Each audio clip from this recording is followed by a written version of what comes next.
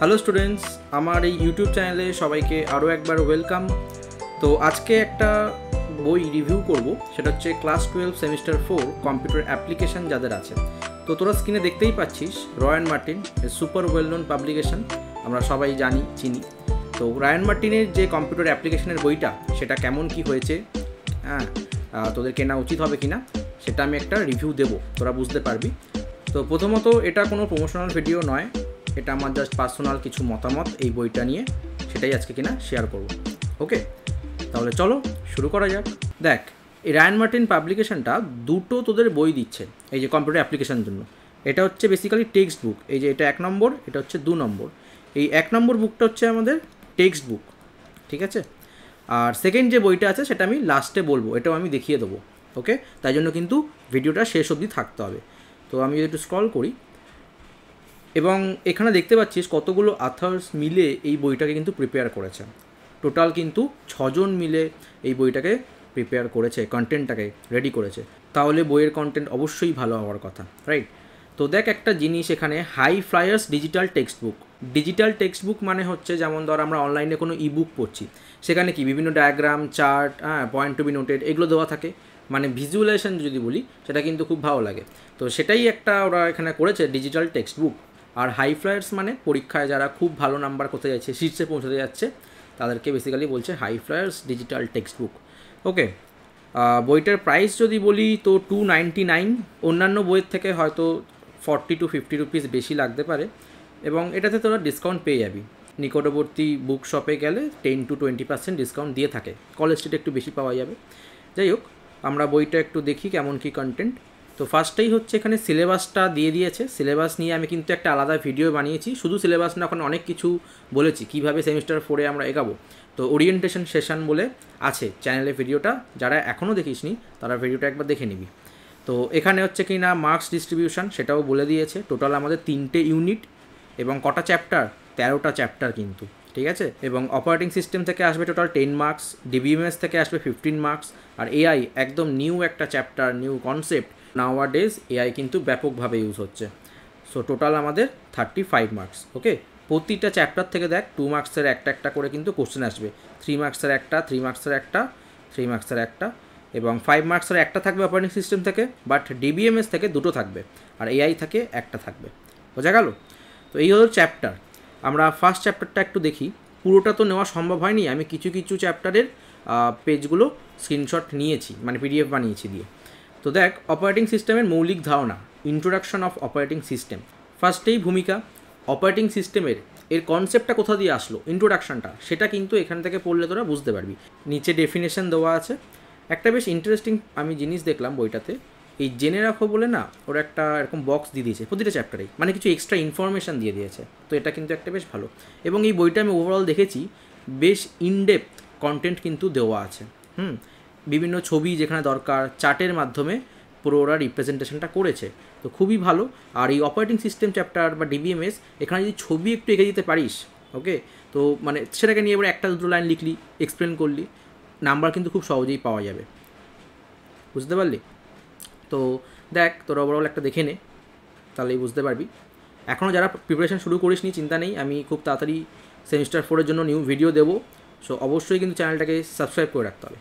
তো এখানটায় যেমন দেখ, প্রসেস ম্যানেজমেন্ট বলে একটা চ্যাপ্টার আছে, ঠিক আছে। তো এখান থেকে না অঙ্ক দেয়, যেমন ফর এক্সাম্পল এই যে উদাহরণ 3 কোশ্চেনটা দিয়ে দিয়েছে, সেটাকে সলভ করতে হবে কী দিয়ে, এই যে এফসিএফএস শিডিউলিং, বেসিক্যালি সিপিইউ শিডিউলিংয়ের থেকে দিয়েছে। তো এখানে স্টেপ 1, স্টেপ 2, স্টেপ 3 কীভাবে কী করতে হবে পুরো ডিটেলসে সলিউশন করে দেওয়া আছে, এখানে অ্যান্সারটা আছে। এবং এই যে ছবিগুলোও কিন্তু করতে হবে, ভয় পাওয়ার কোনো দরকার নেই, আমি এগুলো সব শেখাবো, স্টেপ বাই স্টেপ অঙ্ক একদম ইজি করে শেখাবো, ঠিক আছে।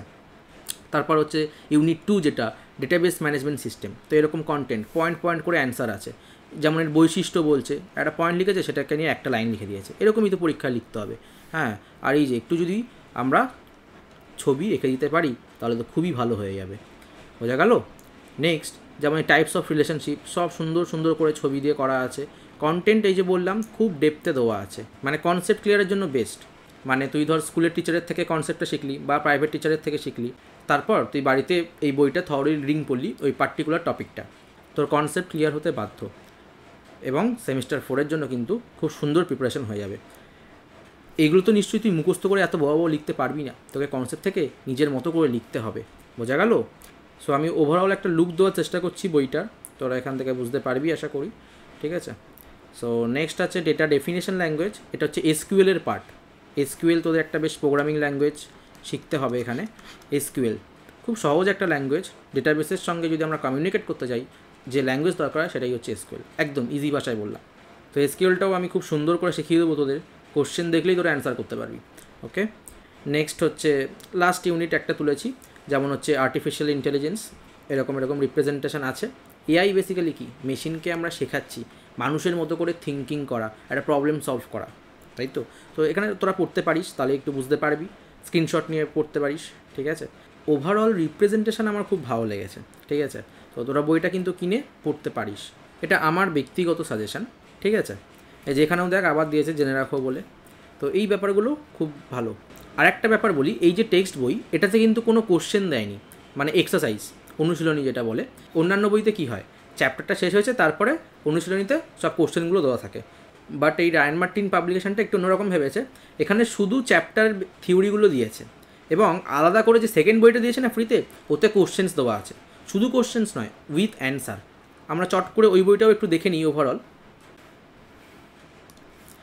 এই যে এটা হলো সেকেন্ড বইটা, মডার্ন কম্পিউটার অ্যাপ্লিকেশন ক্যাপসুল, এটা ফ্রিতেই দেবে, ঠিক আছে, ওই টেক্সট বইটার সাথেই।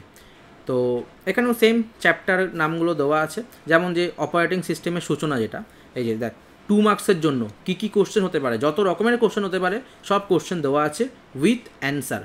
তাহলে এটা একটা খুব ভালো ফিচার্স, কোশ্চেনের সঙ্গে সঙ্গে অ্যান্সারও দিয়ে দিচ্ছে, তাহলে কীভাবে অ্যান্সার লিখতে হবে সেটা কিন্তু একটা স্পষ্ট আইডিয়া তোরা পেয়ে যাবি, রাইট?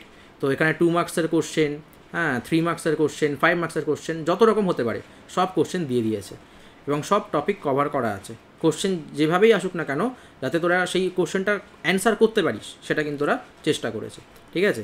দেখ সুন্দর স্টেপ বাই স্টেপ আলোচনা করা আছে, তো খুবই ভালো একটা বই, ঠিক আছে?